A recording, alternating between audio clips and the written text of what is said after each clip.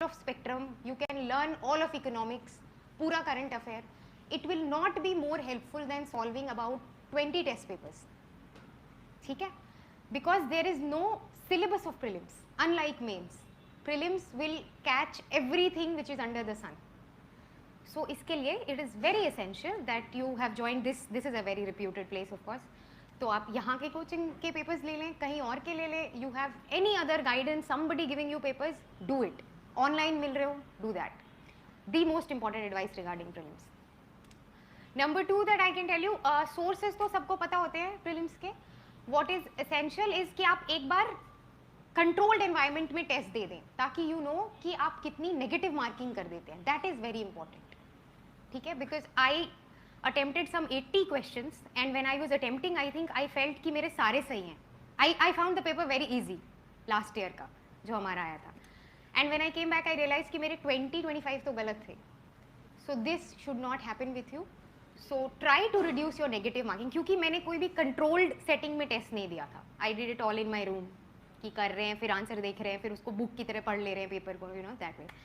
So this is one thing that you should learn from me. You should give 1 or 2 tests in controlled setting. या तो आप अच्छे से अपने को assess कर लें उसी तरह घर पे बैठ के भी. So that is one very important thing regarding prelims. Prelims is qualifying. ठीक है? So don't get too stressed about it. आपके चाहे 100 आ रहे हो चाहे 200 आ रहे हो, it doesn't really matter, right? Your aim is to get through the mains examination. That is what will get you in the final list. That is what will make you a topper. So I will talk more about that. ठीक है? Prelims is cool. Okay? Any content related अगर queries हैं तो वो तो you have teachers, you have guidance, ample guidance in Rajendra Nagar, more than required. So I can only say कि आप papers करें, it will sail you through. ठीक है? Then we come to mains. Mains के लिए what happens is when you are done with prelims, you are left with 3 odd months, and that is the toughest part of the entire year. That is the part जहाँ पे every day your strength will be tested as much as your knowledge, because every day you will feel that you are doing something wrong. आपका optional छूट जाएगा if you are doing paper 1, paper 2 छूट जाएगा if you are doing paper 4, essay छूट जाएगा if you are thinking of improving optionals. So that is one place जहाँ पे very specifically I will say work on your mind. Do not get bogged down. आप ऐसा मत सोचिए कि आपको हर दिन सब कुछ पढ़ना है. You come to give a test, you get maybe 60 marks in it. Do not get bogged down by that. Okay? It is a long process. चाहे कोई आपको कुछ भी कह दे, your rank and merit will be decided on 3rd of December. वही date है ना शायद मेंस की.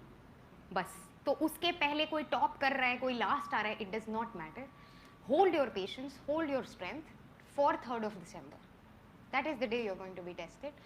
मेरे साथ ऐसा बहुत हुआ था. I was very secluded. मैं टेस्ट देने आती थी, somebody used to say ये हो गया, ये बिल आया, ये एक्ट आया. I use to go back and cry for an hour. फिर मेरा एक दिन खराब होता था उसमें. Do not do that. And तक you will do well. Okay? Have this confidence in yourself. And this is what I have been writing and saying to many people कि more than knowledge, this is a test of your strength, of your patience, of your personality. ठीक है? Mains के जो number होते हैं, mains का जो marking pattern है, that is something so opaque कि मैं भी नहीं बता सकती कि मुझे क्यों मिल गए, है ना. Why I got selected, because I don't know what work what did not. अभी नंबर्स आ गए हैं, even then I can not tell you. I will tell you one very personal thing. Paper 2 देने के बाद when I came back, I was crying.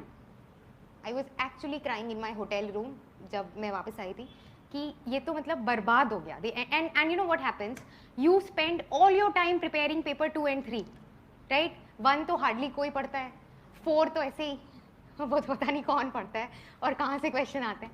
And you may be you prepare your optional and you prepare 2 and 3. मतलब I use to do that. और जब मेरा 2 was a paper in which I was close to tears while giving the paper, and I actually cried while coming back because I did not have an idea about 5 or 6 questions. बिल्कुल ही नहीं, कभी देखे ही नहीं type के.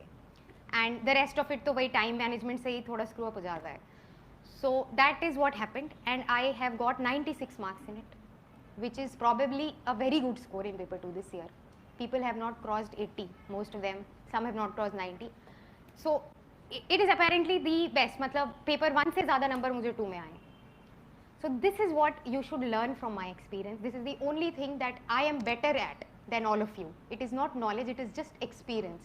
Take this experience from me. आपको कोई लगे कि you have done this horrible big mistake, it does not work out that way.